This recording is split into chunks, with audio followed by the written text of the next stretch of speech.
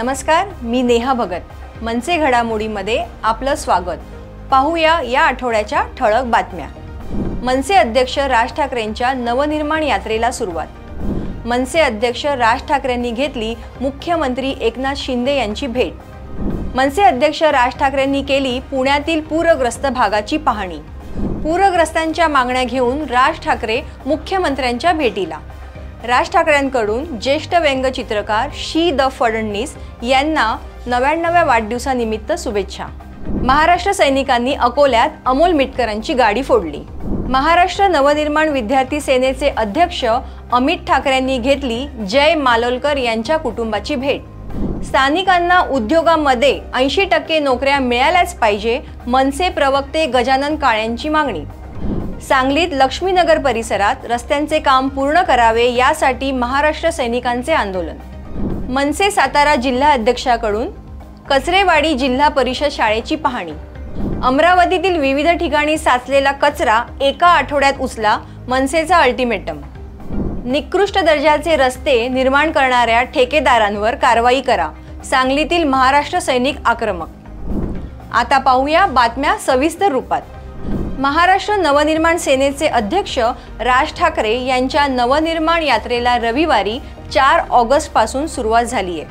5 August रोजी राज ठाकरे सोलापूर जिल्ह्यातील पदाधिकाऱ्यांच्या बैठका घेऊन विधानसभेची चाचपणी करणार आहे. तिथून पुढे राज ठाकरे धाराशिव, लातूर, नांदेड, हिंगोली, परभणी, बीड, जालना, छत्रपती संभाजीनगर या जिल्ह्यांचा दौरा करतील. या यात्रेच्या पहिल्या टप्प्यात छत्रपती संभाजीनगरमध्ये 13 ऑगस्ट रोजी सांगता होणार आहे. महाराष्ट्र नवनिर्माण सेनेचे अध्यक्ष राज ठाकरे यांनी राज्याचे मुख्यमंत्री एकनाथ शिंदे यांची भेट घेतली. यावेळी राज ठाकरे यांनी राज्यातील विविध सामाजिक प्रश्नांवर मुख्यमंत्री एकनाथ शिंदेंसोबत चर्चा केली. राज्यातील नागरिकांच्या समस्या या राजकारण बाजूला सारून सोडवल्या जाव्यात अशी मागणी यावेळी राज ठाकरेंनी मुख्यमंत्री एकनाथ शिंदेंकडे केली. मनसे अध्यक्ष राज ठाकरे यांनी 28 जुलै रोजी पुण्यातील पूरग्रस्त भागांची पाहणी केली. यावेळी नागरिकांच्या समस्या जाणून घेत राज ठाकरे यांनी पुण्यातील महाराष्ट्र सैनिकांना नागरिकांच्या मदतीला धावून जाण्याचे आदेश दिले. सोबतच राज ठाकरेंनी या परिस्थितीवरून सरकारवर ताशेरे ओढले. राज्यात गेली 2.5 वर्ष महानगरपालिका आणि स्थानिक स्वराज्य संस्थांच्या निवडणुका रखडलेल्या असताना नागरिकांनी मदतीसाठी कुणाकडे जायचं याचा संतप्त सवालही यावेळी राज ठाकरे यांनी उपस्थित केला. मनसे अध्यक्ष राज ठाकरेंनी पुण्यातील पूरग्रस्त भागातील पाहणी केल्यानंतर पूरग्रस्तांच्या मागण्यांवर चर्चा करण्यासाठी मुख्यमंत्री एकनाथ शिंदे यांची भेट घेतली. या भेटीमध्ये पुण्यात तयार झालेल्या परिस्थितीला कोण जबाबदार, अशी परिस्थिती पुन्हा निर्माण होऊ नये यासाठी टाउन प्लॅनिंग कशा प्रकारे केलं जावं याविषयी राज ठाकरे यांनी मुख्यमंत्र्यांशी चर्चा केली. भेटीनंतर पुण्यातील नागरिकांनी मांडलेल्या प्रश्नांवर मुख्यमंत्री एकनाथ शिंदे सोबत झालेल्या चर्चेची माहिती देण्यासाठी पुन्हा एकदा राज ठाकरेंनी पुण्यातील पूरग्रस्त भागातील नागरिकांशी संवाद साधला. ज्येष्ठ व्यंगचित्रकार शी द फडणवीस यांच्या 99व्या वाढदिवसानिमित्त आयोजित कार्यक्रमात मनसे अध्यक्ष राज ठाकरे यांनी उपस्थिती दर्शवत श्री द फडणवीस यांना शुभेच्छा दिल्या. यावेळी राज्याचे उच्च व तंत्र शिक्षण मंत्री चंद्रकांत पाटील यांच्या उपस्थितीत राज्यातील जे आर्ट ऑफ स्कूल सारख्या विविध कला शिकणाऱ्या महाविद्यालयांचा विकास व्हावा अशी मागणी राज ठाकरे यांनी राज्य सरकारकडे केली.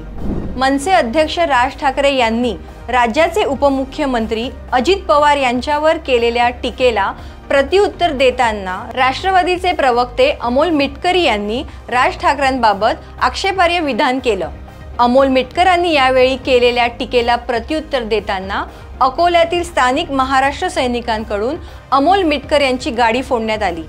शिवाय यापुढे ठाकरे यांच्यावर टीका करताना भाषेची पातळी सोडू नका असा इशारा यावेळी मनसेकडून देण्यात आला. अकोल्यात अमोल मिटकरींची गाडी फोडल्यानंतर महाराष्ट्र नवनिर्माण विद्यार्थी सेनेचे अकोला जिल्हा उपाध्यक्ष अमोल मालोलकर यांचा हृदयविकाराच्या झटक्याने दुर्दैवी मृत्यू झाला.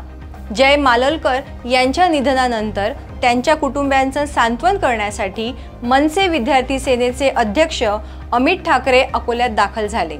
अमित ठाकरेंनी जय मालोलकर यांच्या कुटुंबियांशी भेट घेतली असता आमच्या कुटुंबातील एका सदस्याला पक्षकार्यात सहभागी करून घ्या अशी मागणी यावेळी जय मालोलकर यांच्या कुटुंबियांनी अमित ठाकरे यांच्याकडे केली। स्थानिक तरुणांना महाराष्ट्रातील उद्योगधंद्यामध्ये नोकऱ्या मिळायला हव्या अशी मागणी महाराष्ट्र नवनिर्माण सेना गेल्या अनेक वर्षापासून करत आहे।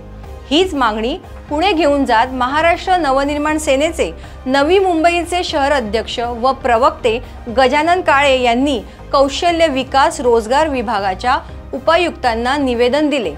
यावेळी निवेदनासोबत कुंभकर्णाची प्रतिमा भेट देत स्थानिकांना उद्योगधंद्यामध्ये 80% नोकऱ्या मिळायला हव्याच अशी मागणी केली।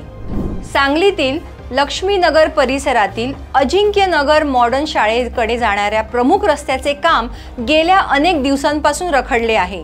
या रखडलेल्या कामामुळे स्थानिकांना नाहक त्रास सहन करावा लागतोय। याच पार्श्वभूमीवर या रस्त्याचे काम लवकरात लवकर पूर्ण करावे या मागणीसाठी महाराष्ट्र सैनिक आणि परिसरातील नागरिकांनी मनसे सांगली जिल्हा अध्यक्ष तानाजी सावंत यांच्या नेतृत्वाखाली ठिय्या आंदोलन केले। मनसेचे सातारा जिल्हाध्यक्ष धैर्यशील पाटील यांनी गोंदवले येथील नजीक असलेल्या कचरेवाडीतील जिल्हा परिषदेच्या शाळेला भेट देत शाळेची पाहणी केली। पाहणी केल्यानंतर शाळेची झालेली दयनीय अवस्था लक्षात घेऊन प्रशासनाने लवकरात लवकर शाळेची दुरुस्ती करावी, अन्यथा शिक्षण विभागातील अधिकाऱ्यांच्या खुर्च्या जागेवर ठेवणार नाही असा इशारा यावेळी मनसे सातारा जिल्हाध्यक्ष धैर्यशील पाटील यांनी दिला। अमरावती शहरात सर्वत्र घाणीचे साम्राज्य पसरले असून शहरातील अनेक ठिकाणी कचऱ्यांचे ढिगारे पडले आहेत।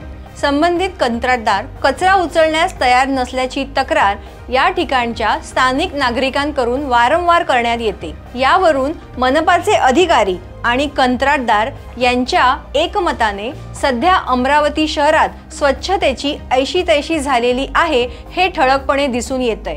याच पार्श्वभूमीवर पुढच्या 8 दिवसात हा कचरा उचलला गेला नाही तर मनसे स्टाईल आंदोलन करण्यात येईल असा इशारा अमरावतीतील महाराष्ट्र सैनिक मंगेश पाटील यांनी प्रशासनाला दिला।